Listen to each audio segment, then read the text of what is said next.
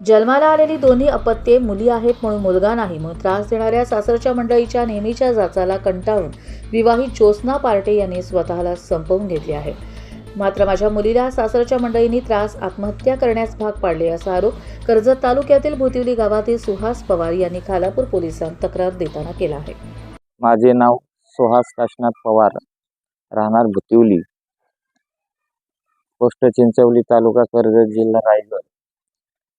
माझी अशी तक्रार आहे की माझी मुलगी एक बुधवार दिनांक 1/4/2026 रोजी तिची आत्महत्या करण्यात आली. आत्महत्या की हे फक्त मला 10:30ला खबर आली की ती डेड झाली म्हणून. मग आम्ही लगेच 11:30-12च्या दरम्यान आम्ही तिथं खोपोलीमध्ये पोचलो. खोपोलीमध्ये पोचल्यानंतर पार्वती हॉस्पिटलमध्ये तिचं पार्थिव देह ठेवलं होतं आणि आम्ही तिथल्या लोकांना विचारपूस केली की हे आणलं कोणी, हे झालं कसं. तर तिथले ग्रामस्थ कोणीच कुठलाही हे देत नव्हते की कोणी आणली, काय झाला, प्रकार काय झाला, हे काहीच येत नव्हतं. मग आम्ही रात्री नंतर 1 तास तिथे थांबलो आणि खालापूर पोलीस स्टेशनला गेलो.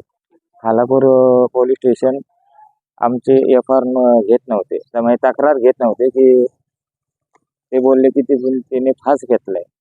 तर ठीक आहे, तर घेत नव्हते. मग त्याच्यानंतर त्यांनी एक PDR म्हणून तक्रार आमची घेतली आणि आम्हाला सांगितलं का तुम्ही जा, सकाळी बॉडी आपली खालापूरला येईल, बॉडीचं पोस्टमार्टम होईल, पोस्टमार्टम नंतर रिपोर्ट येतील. मग सकाळी आम्ही आलो तर ते पोस्टमार्टम तिथं झालेलं होतं. डॉक्टरनी पोस्टमार्टम केलं आमच्या समोरच, म्हणजे मी होतो तिथे. ते PDR दाखल केली त्याही. त्यानंतर आम्ही अशी त्यांच्याकडे मागणी केली की माझ्या मुलीला न्याय मिळावा म्हणून. तिच्या नवऱ्यांनी 2017ला ही मुलगी झाली, 2015ला पहिली मुलगी झाली.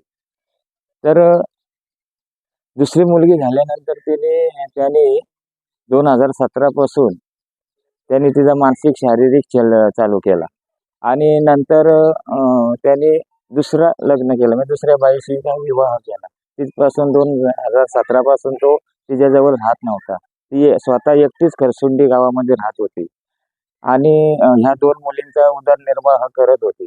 त्यानंतर आता त्या दिवशी घटना झाली अशी की मोठी मुलगीला तो घेऊन गेला, तिचा नवरा संतोष रामदास पार्टे तिच्या नवऱ्याचे नाव. आणि घेऊन गेल्यानंतर हिने विचारपूस केली का तू माझ्या मुलीला का घेऊन गेला. तर त्याने तिला फोनवरती धमकी दिली की मुलीला काय तुला पण मी खलास करीन म्हणून. तो म्हणजे दारू पिणारा होता.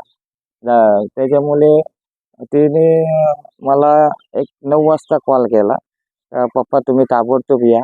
मी रात्र झाली बाय, मी सकाळी पहाटे येतो. तर तिने 9 वाजेपर्यंत, 9चा लास्टचा माझा कॉल होता. त्याच्यानंतर तिने काय केलं हे काहीच माहिती नाही. डायरेक्ट आम्हाला एक त्यांच्या गावातून बातमी आली की तुमच्या मुलीला हॉस्पिटलला ॲडमिट केले. आम्ही हॉस्पिटलला गेल्यानंतर मध्ये नांगुर्ल्यावरती सेलके पोलिसाचा फोन आला, किरण सेलके म्हणून, की तुमची मुलगी इथं डेथ झालेली आहे, तिची बॉडी काय करायची. तर बोललो आम्ही आता येतोय एक अर्ध्या पाऊण तासात. तिथं गेलो तर ते आम्हाला त्याचं पार्थिव देह तिथं ठेवलेला होता. तसे आम्ही बघितलं तर तिथं ते लोक काहीच हे करत नव्हते. तर तिची एक मोठी नणंद होती, ती पण खूप त्रास द्यायची. तिचं नाव होतं भारती कृष्णा कदम, ती राहणार लोधिवलीवाडी. आणि दुसरी नणंद गायत्री गणपत सालुंके मोगलवाडी. ह्या तिथं घरी येऊन तिला धमकी द्यायच्या का तुला घरात येऊन आम्ही मारू म्हणून.